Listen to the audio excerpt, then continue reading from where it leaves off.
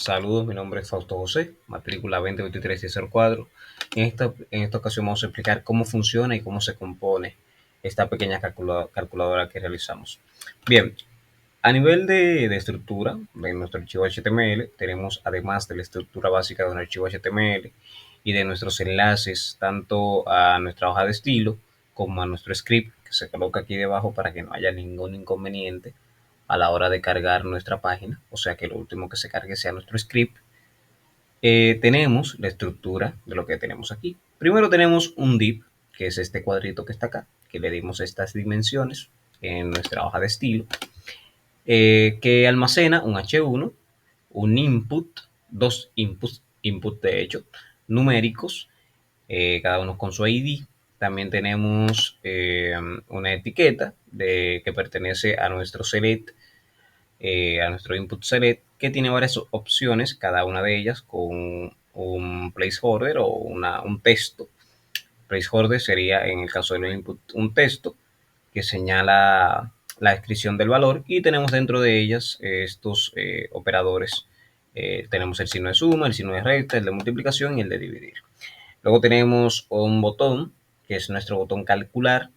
Y por último tenemos un resultado con un texto especial o una área de texto especial, con el ID resultado, que es justamente ese cero, que será la parte cambiante en nuestro párrafo.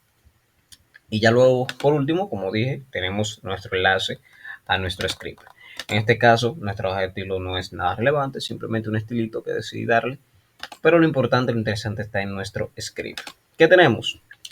En nuestro script empezamos definiendo nuestras variables, nuestros elementos a utilizar, que será con los cuales estaremos trabajando. Tenemos caja 1 y caja 2, que pertenece esencialmente a las cajas o a los inputs que hemos creado con estos ID. Aquí vemos ID caja 1, ID caja 2, que para llamarlo utilizamos document.querySelector, los paréntesis, comillas, signo numeral y el nombre de ID que le hemos puesto a nuestro elemento. Lo vemos, se repite aquí, declaramos nuestro botón calcular, document.querySelector, numeral, botón calcular, y así sucesivamente con cada uno de los elementos. Y ya luego aquí creamos nuestra función o añadimos nuestro evento a nuestro botón calcular. Bien, ¿qué hacemos aquí? Primero declaramos nuestras constantes, nuestros valores, diciendo que estos valores serían igual al valor contenido dentro de nuestros inputs. Es importante declararlos como números porque, por ejemplo, en el caso de la resta, la multiplicación y la división, si no tuviésemos esto, las operaciones se realizarían sin ninguna clase de problema, y lo podemos demostrar.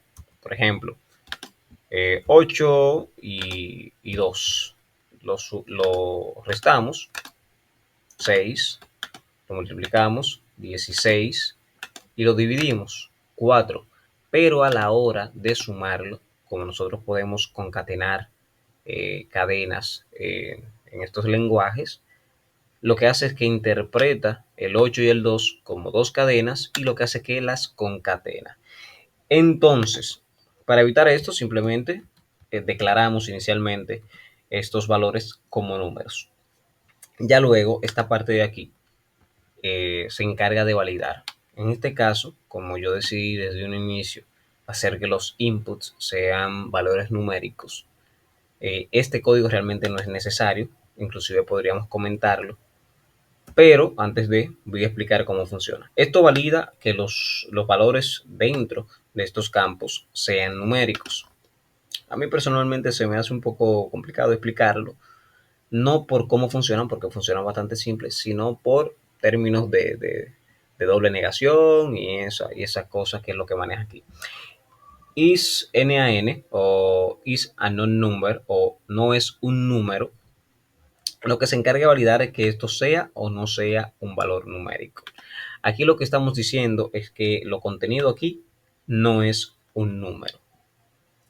Pero como esto precisamente sí es un número, entonces nuestra afirmación o nuestro caso es falso. Por lo tanto, esto no se ejecuta. Sin embargo, si esto no fuese un número, la afirmación sí sería verdadera. Entonces esto por ende sí se ejecutaría. Si una de estas o una de estas condiciones se cumple, entonces esto sí se ejecuta. Is not a number, si es un número, no se ejecuta porque precisamente sería falso la afirmación, porque estamos diciendo que no es un número, pero si no es un número, entonces sería verdadera y por ende sí se ejecutaría.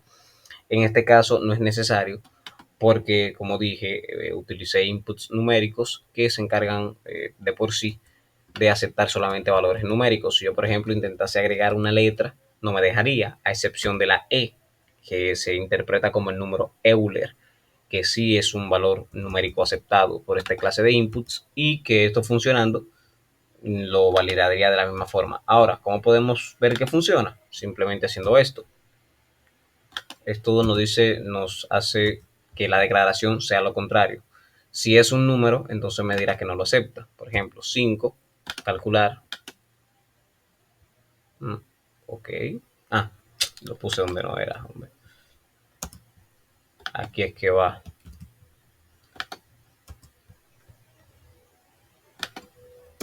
Ahí, exactamente. Entonces, si aquí introducimos un número, veamos, nos saltará nuestra alerta. O sea, que funciona. Esto de por sí, como dije, lo podríamos comentar, ya que en este código, como yo sé los inputs numéricos, no tiene ningún tipo de funcionalidad. Sería básicamente lo mismo. Pero luego vamos a los switch, que son de pasar la magia de las operaciones. Como dije, a los operadores le asignamos unos valores y le asignamos un texto descriptivo. Bien, estos valores se pasan acá al nosotros declarar, por ejemplo, nosotros declaramos el select y lo que se almacena dentro del select lo declaramos aquí como resultado. Al seleccionar una de las opciones, se le asigna un valor a ese select. Por lo tanto, tomamos el valor de ese select, que sería una de las selecciones de nuestro select o una de las opciones de nuestro select. Entonces, en este caso lo que se hace es comparar o confirmar si coincide uno de esos valores con uno de estos casos. Si el valor seleccionado de ese select es, por ejemplo, el operador o el signo de suma, se ejecuta este proceso. Si es resta, se ejecuta si es multiplicación, y así sucesivamente por los valores que quisiéramos darle. En este caso solamente son 4 porque son las operaciones aritméticas. Esta también retorna a rest como el resultado de esta operación. Y por último lo que hacemos es que resultado.testContent, que habíamos dicho que resultado era esa área especial de nuestro párrafo. Aquí lo vemos, resultado. Entonces lo que haría es modificar este 0 por el resultado asignado. Bien, aquí lo vemos, 8 y 2. Sumar, lo calculamos, es igual a 10, restar es igual a 6, si lo multiplicamos sería igual a 16 y si lo dividimos sería igual a 4. En el caso de dividir por 0, entonces no se puede dividir por 0. Esto lo añadí porque me dio curiosidad probarlo y si esta validación no estuviese, por ejemplo, aquí seleccionamos dividir nuevamente, 0 y cualquier otro número, nos haría que es igual a infinito.